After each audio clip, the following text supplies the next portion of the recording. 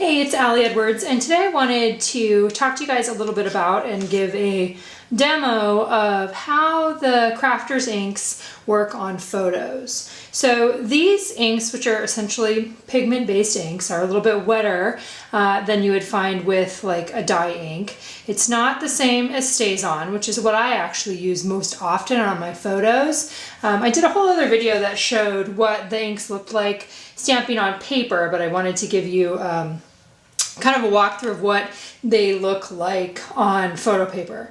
Now, I need to give you a disclaimer that I always recommend that you test out whatever ink you are using on an extra photo. So if you send your photos to be developed, maybe you get one back that you know you're not going to use necessarily, or you could, stamp on an edge of it. So you can see, how does the ink that you're using interact with the paper that you're using, because photo papers are not all the same, and there's also different qualities to them, just as there are different qualities to the ink.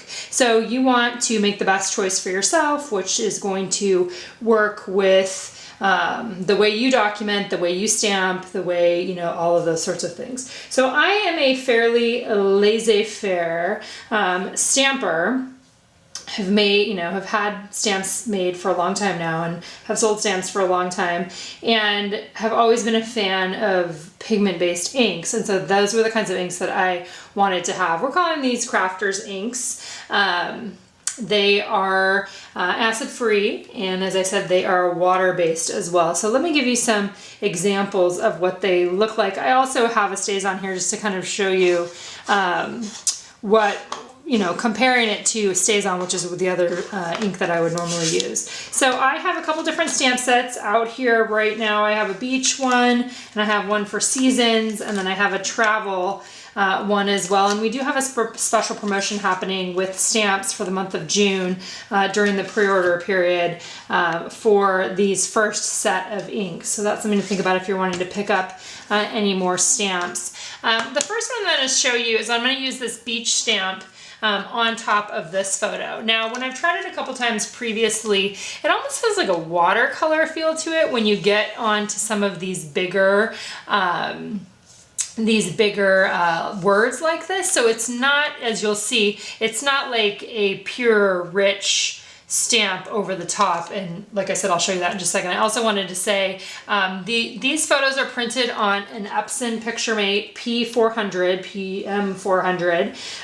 It's a regular Epson glossy photo paper. That's what I use in that printer, and that is what I stamp on it when I do stamp on my pictures. So I have the beach stamp here on top of the Black Butte, which is the black ink, and I'm just using the top of the ink case, which is awesome as a stamping block. You can see I've been practicing there because I wanted to make sure that I knew what I was talking about when I got this on here. So again, this is wet. So part of what wet means is that you do want to let it dry.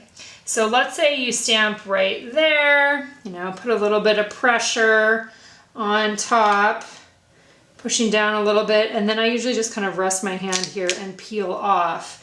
Now you can see what I mean in terms of it being a little more watercolory almost than like a full coverage, especially with the bigger sized stamps. Now when I show you a smaller stamp, let's do the Tillamook, which is the orange with a rolling date stamp. You don't see that the quality is a little bit different just because of the kind of stamp that I'm using. So all of those things go into that. Let's see, let's just stamp right below here. Again, directly on the photo. Works great. That I think looks better than maybe potentially the bigger one, but just kind of depends on what kind of stamping you like. So as a comparison, I want to also show you StazOn, which is what I have normally used on photos, and I almost always just use black. That keeps it very simple for me. We'll see how dry this one is. And StazOn is permanent to a crazy degree, and dries very, very fast on here. So let's see, and I'll show you kind of one of the things that happens with me with StazOn. So here's stamping directly onto the photo, pressing down a little bit. It's usually pretty sticky to pull up. And that's how that one came up. So I probably could have pressed a little bit harder there to get a, I don't know if you want to call it a fuller coverage, but different, like I said, different photo papers have different photo qualities. And it really kind of depends on what, you know, what's the look that you're going for with these. I feel like this is a little more watery. Now the difference is going to be also, and this is specifically related to stamping on photos again, like this one is going to be dry right away, like, and actually that time it wasn't, it usually is. This one I'm not even going to rub yet because it definitely needs a little bit more time to set onto the photo itself. So for these ones I would just set them aside for a little bit and let that one dry before I put it in like my Project Life spread or something like that. Let's do a couple other examples so you can see what some of the other ones look like. Here's one. This is a stamp that I used. This is Thankful. It says Thankful to Be right here. This one is still off this beach set. Let's use the red, which is the Pendleton, so you can get an idea of kind of what the different ones look like. This again is Epson glossy photo paper. With stamping and photos, I love looking for blank spaces in my photos where I can stamp. There you can see what that one looks like. This one's been in a couple different colors, so it gets a little, has a couple different little color specks on there. Let's do another one with that one. How about let's do this Beach Love here. This is where I start getting, everything gets all spread out on the cases and stuff. A lot of times when I do this, the first time I do it, I like to stamp it on another piece of paper just to see like how much ink is it putting off this time. So let's go ahead and we'll put it directly onto the photo right here. A little bit of pressure. And that's what that one turns out like on there. So again, thinking about, you know, how much coverage do you want? If you put more ink on it, what does that look like? If you put less ink on it, what does that look like? And letting that dry as well. Let's do a couple more here just so you can see. Actually, I'm gonna clean off the ones that I have right now, get myself, make sure I got everything on the right, see how I have different ones on there, and then I'll jump back on here with you.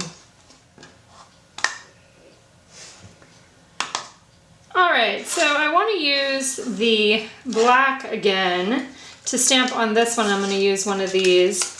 Let's do the, I think that Getaway one would look cool right in the middle.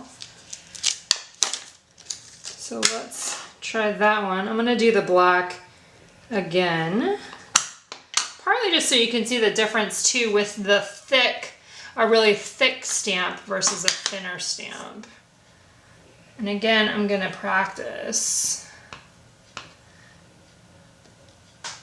just to kind of see where, if anything. Okay, that looks good on there. I just need to get a little more here. And then we'll stamp that right in the middle there. And pulling up, and there you can see again kind of the way that this quality of ink, how it interacts with the photo paper here. And then let's do one more on this one. Let's do, let's see. Let's do Spring, and then we'll do Story of Spring.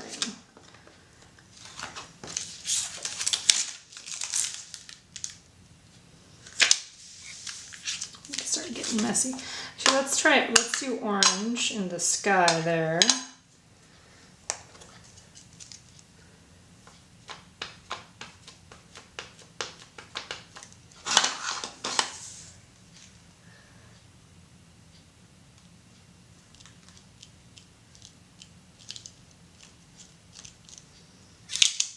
Okay, so there is Spring, and then let's add the Story of using the black one, which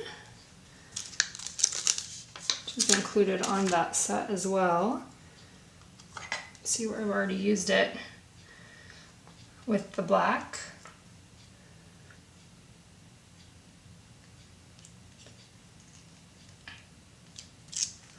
And there you go, seeing the black on there as well. Okay, so that's just an idea so you can kind of see what these look like, what the inks look like on top of photos specifically. Again, I totally recommend that you test it out with whatever photo paper you're using so that you know in advance how it is going to stamp on there, because it could turn out different than what I have stamped on here as well. So hopefully that's helpful for you. I'm happy to answer any questions if you might have them in the bottom of the post here, and hope you guys have a great day.